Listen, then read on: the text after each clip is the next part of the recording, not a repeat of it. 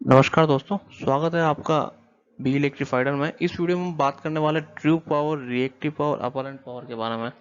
अक्सर हमारे दिमाग में ये कन्फ्यूजन जरूर रहता है कि ये ट्रू पावर क्या होती है, रिएक्टिव पावर क्या होती है, अपरेंट पावर क्या होती है और कौन सी पावर किस जगह लगती है, कौन सा लोड होगा तब कौन सी पावर होगी। तो वो सारा कन्फ्यूजन आपका दूर करने के लिए हमने ये वीडियो बनाया। तो इस वीडियो को आप पूरा देखिए तो आपको पूरा क्लियर हो जाएगा कि कौन सी पावर क्या होती है। सबसे पहले हम बात करें ट्रू पावर की। ट्रू पावर का मतलब होता है कि जो एक्चुअली हमारे लोड के द्वारा कंज्यूम की जा रही है। जैसे जिस जगह हमारा रजिस्टिव लोड है उस जगह हमारी एक्चुअली पावर कितनी कंज्यूम की जा रही है, वहां पे उसको बोलेंगे हम एक्चुअल पावर, या इसको हम बोल सकते हैं रियल पावर। इसके तीन नाम होते हैं: रियल पावर, ट्रू पावर और एक्चुअल पावर। इन तीनों से हम बोल सकते हैं। इसको डिनोट किया जाता है पी से। इसको डिनोट किया जाता है और ये P का जो फॉर्मूला होता है वो P इक्वल टू होता है यहाँ पे हमारा V इंटू आई, या फिर हम बोल सकते हैं हमारा रजिस्ट्री लोड की बात कर रहा हूँ मैं, ये V इंटू आई। अगर हमारा जो लोड अगर इंडक्टिव है या कैपेसिटिव है तो उसमें ये फॉर्मूला थोड़ा चेंज हो जाता है, उसके बारे में आपको बाद में बताऊंगा। अभी अगर हमारा प्रॉपर प्योर रजिस्ट्री लोड है तो हमारा ट्रू पावर का फॉर्मूला होता है V इंटू आई। इसको हम लिख सकते हैं हम V स्क्वायर अपॉन आर, या हम इसको लिख सकते हैं आई स्क्वायर आर। ये तीनों इसका फॉर्मूला होता है। और इसको जो डिनोट किया जाता है उसको पी से डिनोट किया जाता है, और इसकी जो यूनिट होती है वो होती है हमारी वाट। वाट इसकी यूनिट होती है, इसको हम डब्ल्यू से डिनोट करते हैं। तो ये आपका ट्रू पावर का कंसेप्ट क्लियर हो गया। अभी हम बात करते हैं रिएक्टिव पावर का। दोस्तों, रिएक्टिव पावर कहाँ होती है? रिएक्टिव पावर जब हमारे सिस्टम में इंडक्टर या फिर कैपेसिटर लगा हुआ है तो उस जगह रिएक्टिव पावर होती है। एक्चुअल में जो इंडक्टर और कैपेसिटर होते हैं ये कोई भी पावर कंज्यूम नहीं करते, इस जगह पे कोई भी पावर डिसिपेट नहीं होती है, डिसिपेट नहीं होती है।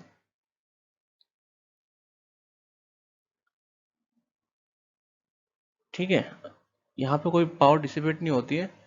लेकिन ये क्या करते हैं, जो इंडक्टर और कैपेसिटर होते हैं वो हमारे वोल्टेज और करंट की कैरेक्टरिस्टिक्स पे अफेक्ट करते हैं। वो क्या करते हैं, उसका फेज एंगल चेंज कर लेते हैं। वो डिपेंड करता है, जैसे अगर आपका इंडक्टर है तो इंडक्टर क्या करेगा, इंडक्टर आपका जो वोल्टेज है, वोल्टेज को 90 डिग्री फ्रंट में शिफ्ट कर देगा, या फिर आप बोल सकते हैं जो करंट है, करंट को लेग करा देगा 90 डिग्री से। और जैसे अगर आपका अगर कैपेसिटर है तो कैपेसिटर क्या करेगा, कैपेसिटर करंट को 90 डिग्री लीड में शिफ्ट करा देगा। तो ये इनका, ये इस तरह से हमारे सिस्टम को अफेक्ट करते हैं। तो इस वजह से हमारा जो अपरेंट पावर है, जो हमारा एक्टिव पावर है, उसके ऊपर फर्क पड़ता है। इसको जो डिनोट किया जाता है रिएक्टिव पावर को, वो डिनोट किया जाता है हमारे क्यू से। क्यू से इसको डिनोट किया जाता है, और इसका फॉर्मूला होता है क्यू इक्वल टू, जो आपको फॉर्मूला होता है इसमें हमारा V इंटू आई इंटू इसमें जो आपका एंगल जितना शिफ्ट हो रहा है वो इंटू साइन थीटा। इस तरह से इसका फॉर्मूला होता है। इसको डिनोट किया जाता है के वी, सॉरी के इसको हटा दो, के हमारा ज़्यादा पावर पे होता है, वी ए आर से डिनोट किया जाता है। ठीक है, वोल्टेज, एम्पियर, रिएक्टिव, इस तरह से इसको डिनोट किया जाता है। अब हम बात करें अपरेंट पावर की, तो अपरेंट पावर क्या होती है कि जो हमारा रियल पावर और जो हमारा रिएक्टिव पावर है उसका समेशन होती है। ठीक है, तो ये क्या, उसका वेक्टर सम होती है। जैसे इसको डिनोट किया जाता है हमारे, इसको हमारा एस से डिनोट किया जाता है। तो ये एस इक्वल टू क्या हो जाता है यहाँ पे, under root of P square, यानी कि हमारा रियल पावर, और क्यू स्क्वायर यानी कि हमारा रिएक्टिव पावर, इन दोनों के स्क्वायर का सम होता है। ये हमारा वोल्टेज, एक्चुअल वोल्टेज और करंट कितना फ्लो हो रहा है उस जगह पे, उसको भी V इंटू आई होता है, इसलिए इसको वी ए बोला जाता है। और इसका जो यूनिट होता है वो भी वी ए ही होता है, वोल्टेज एम्पियर। तो हमेशा आप कहीं पे भी देखोगे जो अपरेंट पावर का जो यूनिट होता है वो वी ए होता है। अभी आपको जो मैंने ट्रू पावर के बारे में बताया था, ट्रू पावर में एक जो जहाँ पे इंडक्टिव सर्किट हो जाता है या जो इम्पीडेंस जहाँ पे लग जाता है, तो उस जगह क्या होता है कि जो ट्रू पावर का फॉर्मूला होता है वो हो जाता है P इक्वल टू हो जाता है हमारा V इंटू आई इंटू कोस थीटा। क्योंकि हमारे सिस्टम में आ गया है, या फिर तो कैपेसिटर लग गया है, या फिर आपके सिस्टम में लग गया है इंडक्टर, उस वजह से क्या होगा कि आपका जो वोल्टेज और करंट के बीच का जो फेज एंगल है उसके बीच में कुछ डिफरेंस रहेगा। तो उस वजह से आपको कोस थीटा से भी उसको मल्टीप्लाई करना पड़ता है। अब मैं आपको इसके पावर ट्रायंगल जो होता है वो जब मैं बनाऊंगा तो उससे आपको क्लियर हो जाएगा कि ये कोस थीटा कहाँ से आया है। और फिर मैं अपने नेक्स्ट वीडियो में पावर फैक्टर के बारे में जब आपको बताऊंगा तो आपको पूरा समझ में आ जाएगा कि क्या होता है। ये कोस थीटा जो होता है इसको हम पावर फैक्टर भी बोलते हैं। ठीक है, अभी आपको यहाँ तक क्लियर हो गया। अभी मैं एक एक एग्जाम्पल लेके हर एक चीज, इन सबको जब हम एग्जाम्पल के थ्रू समझेंगे थोड़ा आसान हो जाएगा। सबसे पहले हम बात करते हैं रियल पावर की, जिसको हम एक्चुअल पावर या ट्रू पावर बोलते हैं। तो उसके लिए क्या चाहिए, हमारा जो सर्किट होना चाहिए वो प्योर रेजिस्टिव होना चाहिए, क्योंकि जहाँ पे प्योर रेजिस्टिव सर्किट होगा वहीं पे हमारी ये रियल पावर होगी। और हमारी फ्रीक्वेंसी जो है वो 50 हर्ट्ज है। ठीक है, तो जो हमारी रियल पावर है ये हमारा सप्लाई सोर्स हो गया, और मैंने इसको एक रजिस्टिव लोड है, और उसको मैं अपना कैलकुलेशन सही करने के लिए जो इसका लोड है उसको हम सीधा सीधा 230 ओम लिख लेता हूँ, तो हमारा जो कैलकुलेशन वो थोड़ा आसान हो जाएगा। तो हमारा जो यहाँ पे पावर होगा P इक्वल टू क्या हो जाएगा हमारा वी स्क्वायर अपॉन आर। तो हमारा वी स्क्वायर क्या हो जाएगा 230 इंटू 230, और आर अपना क्या है 230, तो 230 तो अपना जो पावर हो गया वो इक्वल टू अपना सीधा सीधा हो गया 230 वाट। यहाँ तक आपको क्लियर हो गया कि हमारी जो पावर क्या हुई। ये कहाँ पे होगा, जहाँ पे अपना प्योर रजिस्टिव लोड है वहीं पे ही ये ट्रू पावर इस तरह से होगी। ठीक है, अब हम बात करते हैं कि अगर हमने यहाँ पे हमारा जो लोड है वो इंडक्टिव लोड है। इंडक्टिव लोड है मतलब कि हमारा जो लोड है उसमें इंडक्टर है। तो इसको मैं यहाँ पे इंडक्टर लगा के बताता हूँ आपको। तो ये मैंने अपना इंडक्टर लगा दिया, और इसकी जो इंडक्टेंस है वो हम बना लेते हैं लेट से L इक्वल टू 100 हेनरी। ठीक है, तो हमारा यहाँ पे जो पावर हो जाएगा वो क्या हो जाएगा वी स्क्वायर अपॉन एक्स हो जाएगा, क्योंकि यहाँ पे हमने इंडक्टर लगा दिया। तो इंडक्टर के लिए यहाँ पे क्या आ जाएगा पी नहीं होगा, सॉरी यहाँ पे पी नहीं होगा, यहाँ पे हमारा होगा क्यू, रिएक्टिव पावर रहेगी। तो यहाँ क्या हो जाएगा हमारा, ये एक्चुअली जो पावर है ये रिएक्टिव पावर है, ये पावर कंज्यूम नहीं होगी लेकिन सिस्टम में शो करेगी। ये सिर्फ हमारी जो एक्चुअल पावर जो अपरेंट पावर है जो ट्रू पावर है उसको अफेक्ट करती है। तो ये हमारा L इक्वल टू 100 हो गया। तो अभी मैं इसको निकालूंगा तो क्या हो जाएगा हमारा V square upon X equal to क्या हो जाएगा हमारा 2 पाई एफ इंटू एल। तो हो जाएगा हमारा 230 इंटू 230 अपॉन 2 इंटू पाई हमारा हो गया 3.14 इंटू फ्रिक्वेंसी हो गया हमारा 50 इंटू ये हो गया हमारा 100। ये जीरो से ये जीरो हटा देता हूँ, ये जीरो से ये जीरो हटा देता हूँ, और नीचे आ जाएगा हमारा 23 इंटू 23 अपॉन 314। तो इसको मैं यहीं से कैलकुलेटर से सोल्व करता हूँ। तो 23 इंटू 23 अपॉन 314 ये हो जाएगा हमारा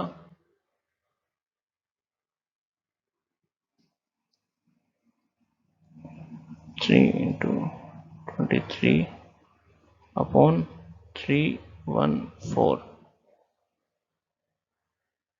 ये हमारा हो गया 1.68 VAR। ये हमारी रिएक्टिव पावर हो गई। ठीक है, तो यहाँ पे हमारी एक्चुअल पावर कुछ भी नहीं होगी, क्योंकि यहाँ पे हमारा रेजिस्टेंस नहीं है, तो इसलिए एक्चुअल पावर होगी 0।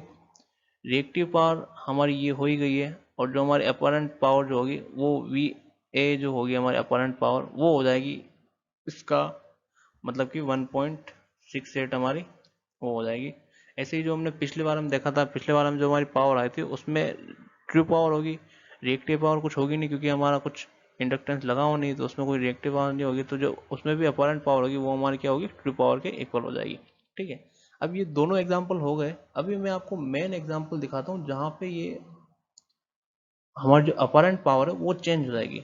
वो चेंज किस हिसाब से हो जाएगी, क्योंकि जहाँ पे हमारे सिस्टम का जो लोड है वो इम्पीडेंस वाला लोड है, मतलब कि जहाँ पे हमारे सिस्टम में रेजिस्टेंस भी है और हमारे सिस्टम में इंडक्टेंस भी है। तो वहाँ पे हमारी पावर क्या होगी, तो उसके लिए मैं यहाँ पे एक वापस सर्किट बना लेता हूँ। जैसे हमारा जो रेजिस्टेंस है वो हम सेम ही ले लेते हैं। हमारा जो रेजिस्टेंस है वो हो जाएगा अपना 100 ओम। ठीक है, और जो इंडक्टेंस है वो हो जाएगा हमारा 100 हेनरी। तो इसके अकॉर्डिंग हमने जो पहले कैलकुलेट कर दिया 100 ओम के अकॉर्डिंग हमारा जो पावर रहेगा वो क्या हो जाएगा, जो रियल पावर रहेगी वो P इक्वल टू हो जाएगा हमारा 230 वाट।